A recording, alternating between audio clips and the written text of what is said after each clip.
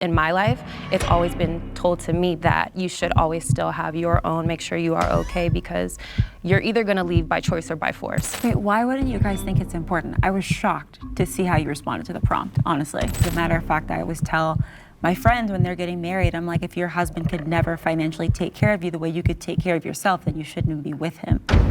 Now, I wanted to get back into this trad wives versus boss babes conversation. We went over it initially about a week or so ago. Now, while that was a good conversation, there's a much more interesting conversation in this particular section. Title of this section is Financial Independence is Essential for a Woman's Safety and Self-Respect. Let's get after it. Now, again, the boss babes are on the left. The traditional wives are on the right. Let go. The next prompt is, financial independence is essential for a woman's safety and self-respect. Oh, here we go.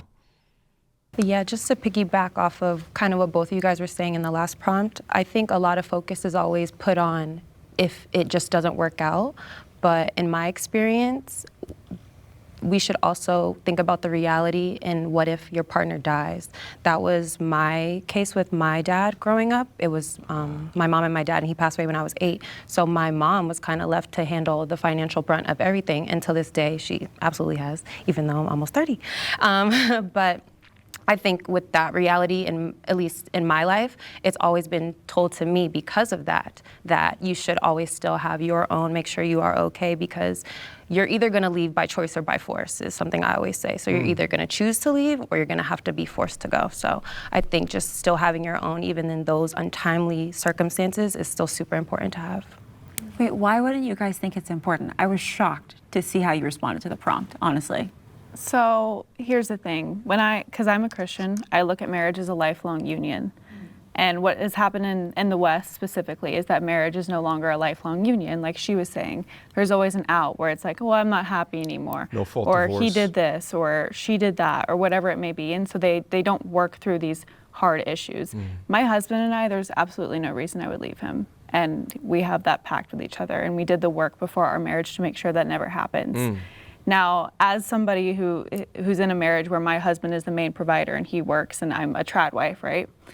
My bank account is linked with his. He pays me through his paychecks. So I think that you can set up this system to make yourself feel safer, but we just have a relationship where that's not an option for us. Do you ladies ever feel concerned about not being financially self-sufficient? Like she mentioned, someone passing away or something that's more unexpected in that way. Maybe your husband can't work anymore, God forbid. Well, I will say that I'm not going to live in fear, because when I had a business, I mean, that it could also, through the economy, I could lose my business.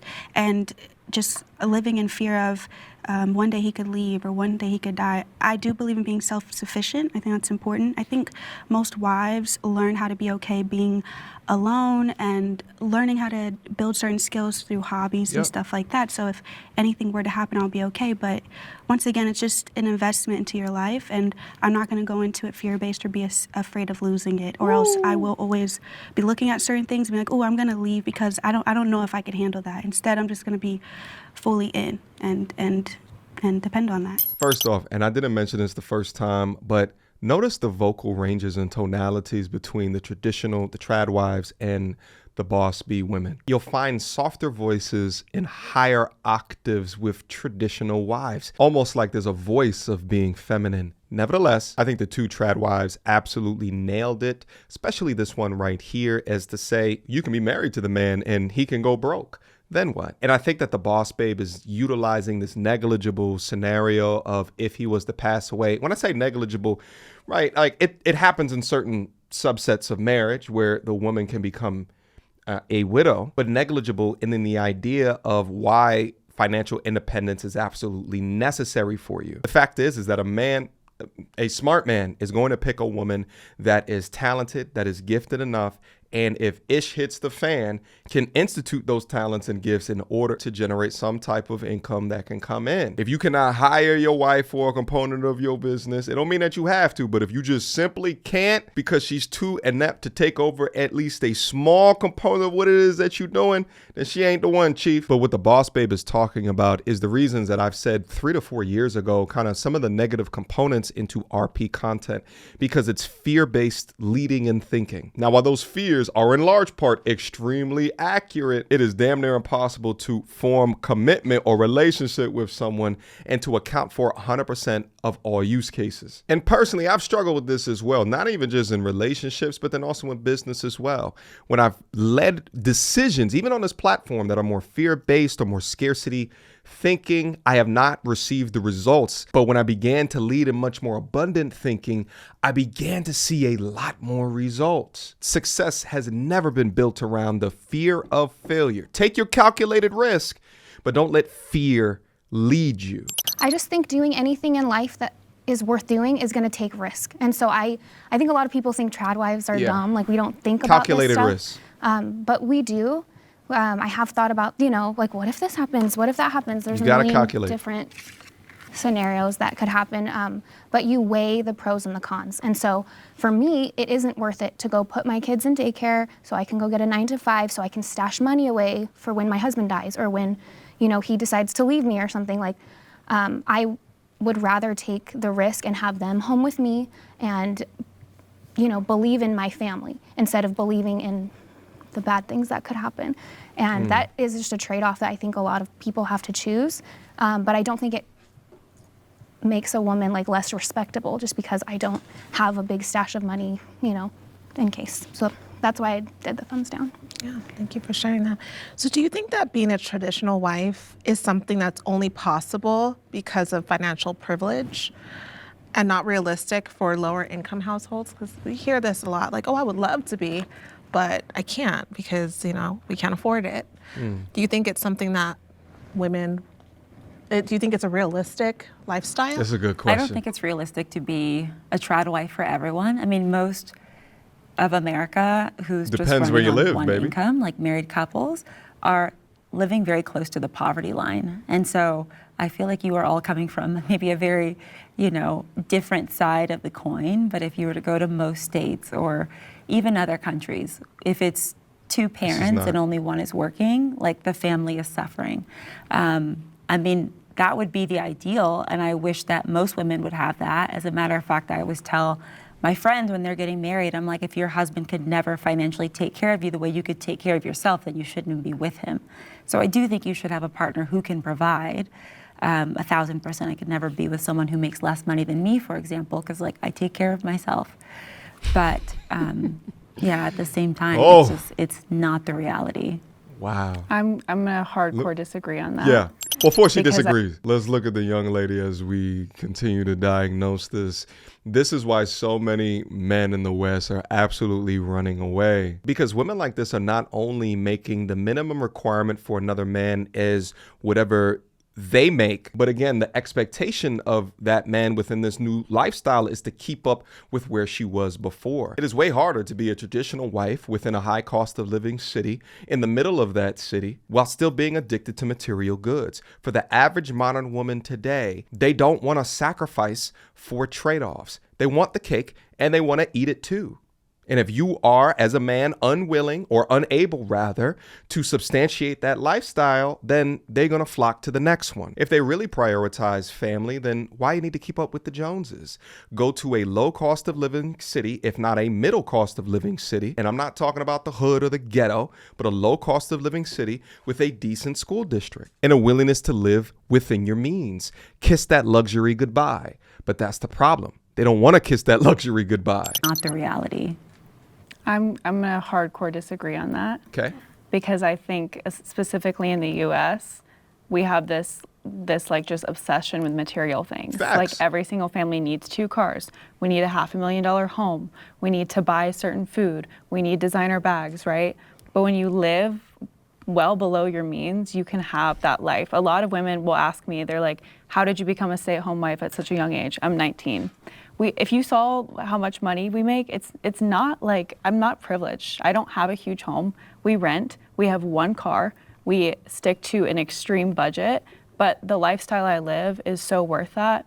And when I have kids, we're gonna be financially set up for me to be a stay-at-home mom and take care of those children. I can just walk away, and she got me. Something. So I actually, per usual, have a perspective that's a little bit of both sides, and I don't entirely agree with both sides. Okay, let's go. I was in a situation like yourself where I had everything and I had a lot of like a surplus of wealth, and I wasn't fulfilled. Then, Come on. after that situation ended, I ended up years later living in Rome. Sounds like a fairy tale. And the person I was with, almost engaged to, was a major in the military there, right? Okay. Wonderful person. To both of your points, living, and I'm so glad you guys brought this up, living in another place, it comes down to like lifestyle, right? Living in another place, I would have been like, because my skill set doesn't translate there, I would have been like a stay-at-home, like, wife, right? There's nothing wrong with that. My lifestyle would have been drastically different. For me personally, being fulfilled and being a team, I don't need all of like the glitz and stuff, you know what I mean? Just because I was used to that. But at the same time, I, like I stated, was not living out my passion and my purpose, and there was other factors that played into. So I think it's totally possible. I agree with you. It just comes down to what your lifestyle is. But is it challenging here in the West? Yes. And that doesn't mean you can't like you said, live more practical. Frankly, I don't care how much money I have, I'm still gonna live below my means. I don't care if I'm a billionaire, because I think that's just smart. But regarding the piece about like safety for a woman to be financially independent, I believe a woman should be financially independent even if she's single. So that way when she finds that husband, right, and she can be, because I'm also actually traditional, a helpmate to him, she's doing it for the right reasons, not because she needs to, and also because she can have a quality of partner who is better for her and better yoked with her. This is so fascinating, because I view the woman on the right here as to be the far left of the spectrum, the trad wives to be on the far right of the spectrum, and then this one right here to be in the middle. She's a little bit older, and what does she say? She was engaged, while also at the same time saying that, part of her role is to help meet, right? So there's this commingling of modern woman who's learned a couple of hard lessons. So while still trying to get out of the old mindset, there's still some things in her that are just dragging her down. But for her, what it comes down to, and why she's going to continue to be forever fiancés to men that want to provide and protect for her, is that she still wants to be outside. My guess is that being an attractive young lady and walking outside and getting all of the attention, she's not ready to let that go yet. The need for validation of some of these women, especially those that have experienced it a lot into their earlier years in life, right? Their young 20s, man, that is a feeling that is more addictive than heroin and sugar combined. Well, I know that you said you can live below your means, but I think it's like 30% of single income married couples are like living below the poverty line. Like these kids are on welfare. So I think all these girls are looking at they want to be a trad wife and they might get married early, but I'm just like, in reality, just please get educated so that if you ever need 2 incomes, you'll have them, I just think it's really important to have that safety. But don't a lot of traditional wives also have little things they do at home, or maybe little businesses on Etsy, or just small stuff that you can make money doing? They're not outside of the home, but they can still. I also think part of the art of being a trad wife is being frugal and being resourceful and having different little things going on, knowing how to save money. And I grew up, we did not have a lot of money, and my mom was stay-at-home mom, and I loved it. I loved that I would come home from school and she was there, and I'd go to my friends' houses and they had nicer houses and they could do more fun things, but their mom was never there, or she was gone. And I always, since I was a little girl, I've just appreciated her being home and her sacrifice, because she could have worked and we could have had more money, but I love that she did that. Thank you for sharing. The problem here, the majority of the time, is not men making more money. The problem is modern women's inability or unwillingness to sacrifice their lifestyle. They're caught up within the capitalist engine. Now, while they get satiated with the short-term gratification, whatever shiny new object that they can buy, many of them don't realize that they're sacrificing that time in the workplace to afford that shiny little object in lieu of focusing on something that's going to make them more fulfilled and purpose-driven going into the future. Strong men within relationships are leaders. They provide direction. They are the workhorses, all right? But a strong woman within a relationship is going to provide stability to that direction. But if she doesn't bring stability to whatever your direction is, and instead she brings a seesaw of emotional bullshit, then that has to be put into question. If you say, hey, nah, babe, we can't make these purchases because of XYZ, ABC plans that we have going on in the long term. And if she fights you tooth and nail, goes back to her homegirls and talks about how much of a narcissistic, cheap, frugal asshole that you are, then she ain't the one, Chief. I don't know what to tell you. But the fact remains is that you have equally depressed people in every level of socioeconomic background, right? It's relatively the same. You have rich people that are in themselves, and you got poor people that are in themselves at the exact same rate. Money is not the determinant of happiness. Happiness is determined by the amount of people in your life that can honestly say that they love you. You pick up the phone call at 2 o'clock in the morning to talk to somebody, and if they're awake, they'll pick up and have a conversation with you. Life is about people. It is not about the accumulation of goods. But all right, guys, that's why I'm gonna leave this conversation here today. What is it that you think in regards to the prompt here? Is financial independence, is that necessary for a woman's safety, for her self-respect? Do you think that is necessary? Write it down in the comment box down below. I want to hear from both the MT Army and the MTRers. All right, let's discuss. Until next time, YouTube. Peace. She belongs to the street. Girl, don't hold my hand. You a mattress actress on the OnlyFans. Get your money, girl, but damn, how is that your only plan? What you gonna do when you get too old to strip and dance? Get up out your echo chamber screaming period and yes. You a low down dirty woman if you try to get knocked up by a high value man.